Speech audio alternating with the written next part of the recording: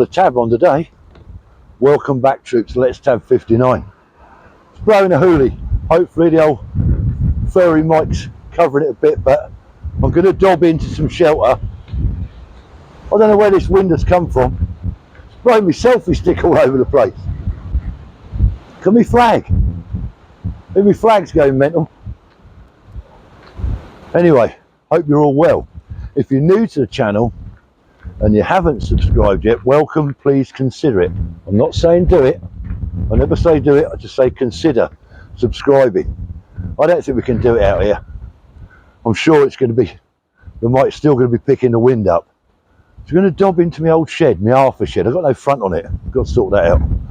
Right, so let's get in here. Whew. Okay, that's a little bit better, isn't it? Well, it is for me anyway. Hopefully the sound's a bit better for you. Okay, so what I want to talk to you about today about. First of all, I hope everyone is well and you're all keeping tabbing at those that you can. So I want to talk to you about if you had your time again. Now I'm talking to servicemen and women, not just from the UK, but from any army that might be watching. Obviously volunteers, not people that have been conscripted maybe.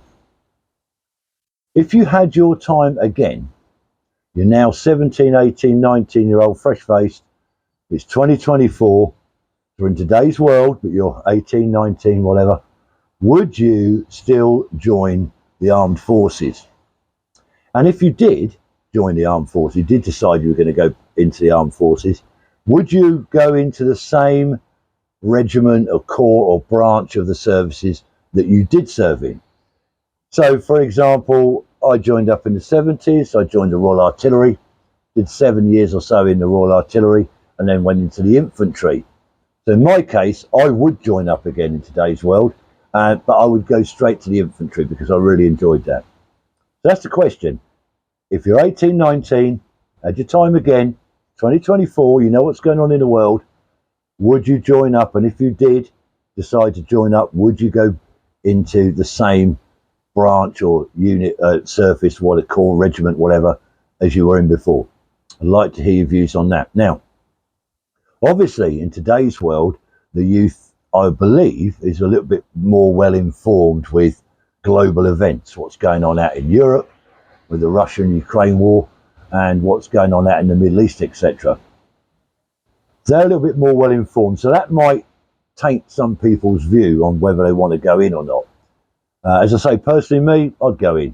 I don't give a monkeys. I just wanted to be a soldier, so, you know, I just wanted to be a professional soldier. And if there's a war going on, so be it. That's what you sign up for. Obviously, back in the 70s, when I was 17, I didn't have a Scooby. I didn't have a clue.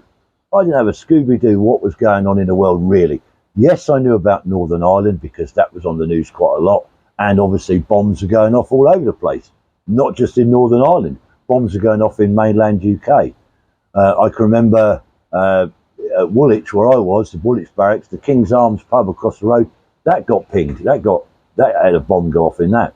So it was happening in mainland UK as well as in Northern Ireland. There's quite a bit of terrorist activity. We couldn't go home in uniform in those days, you know, when you went home on leave, or you couldn't step out the camp in uniform, etc. You had to sort of hide your identity a bit, which was difficult in the 70s because most young men had long hair.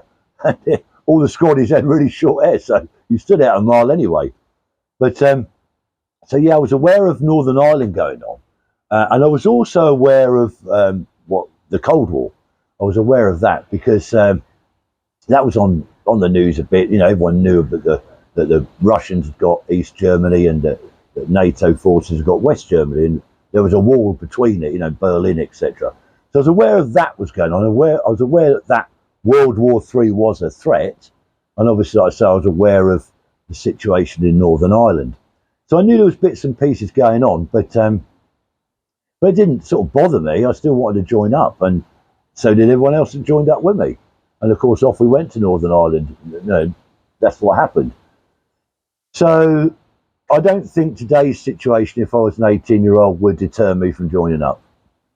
I'd certainly go for it because I can't think of anything else I wanted to do with my life. I wanted to be a soldier from a young age. I don't think that would change if I was 18 years old today. I'd still like to think that I would go into the armed forces and join up and do a bit. So let me know what you would do, what you think you would do about going back into the army if you were 17, 18, 19 years old again. I'd be really interested to hear some of your spicy comments, because I know what you guys are like out there. So have a think about that, comment if you can. Now, before I go, because I've got lots of stuff to do, I can't sit around here talking in my shed all day. I've got lots of stuff to do. But before I go, one of my subscribers, a young 90-year-old called Derek, aka Delboy. Derek lives out in Australia, in Victoria, state of Victoria in Australia. He's contacted me a couple of times through the comments section, and then he's emailed me. We've chatted a little bit on email, not a lot, a little bit.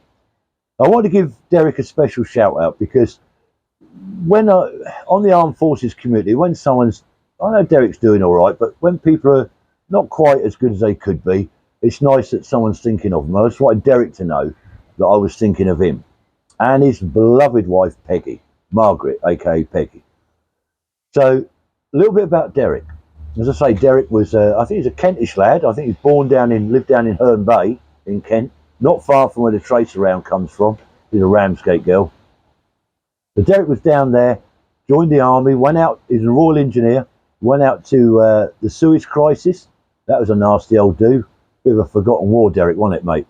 And I believe also, Derek, you served out in Cyprus in the early days. I'm not talking about UN peacekeeping days we got now, when you was up against terrorists out in Cyprus. So I'm pretty sure you've done those two bits and some other stuff as well. Derek retired then eventually and went out to Australia, like I say, where he lives now. So on the 19th of May this year, it's 2024, Derek had his 90th birthday. So happy belated birthday, Derek, for the 19th of May. 90 years old, mate. Well done. Now, unfortunately, a few months ago, his beloved wife, Peggy, had to go into a care home, a nursing home out in Australia. And I know that's hit you pretty hard, Derek.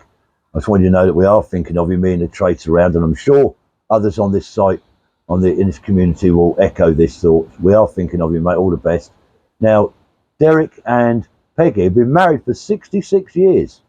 Mate, how did you do that one? That's some going. 66 years. But actually, Derek and Peggy have known each other for 70 years. It's amazing.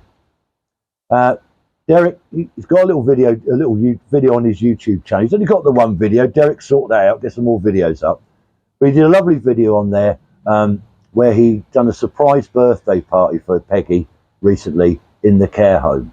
I think, Derek, I'm right in saying it's her 88th birthday. And it was lovely to see your Peggy.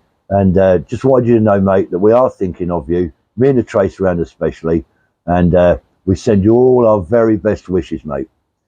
So, the rest of you guys, thanks for tuning in. So I say, if you haven't subscribed, please consider it. I'm not saying do it, I'm saying consider it. But until the next time, please everyone stay safe. The next videos won't be long, because we've got D-Day coming up next week, or this week now, haven't we? No, what are we today? Friday. Next week. Next week's D-Day 80th anniversary coming up Thursday. So I'll definitely be doing a couple of videos on and around that time. We've got a bit happening in the village here. Our tiny little village of Frisney, but we are lighting a beacon, and I think there's something going on down at Village Hall. So I'm going to put my best veteran kit on and go down and do something for that. Hopefully make a video or two. And so till the next time, I'm going to say it won't be long. Remember, everybody, stay safe and less tab.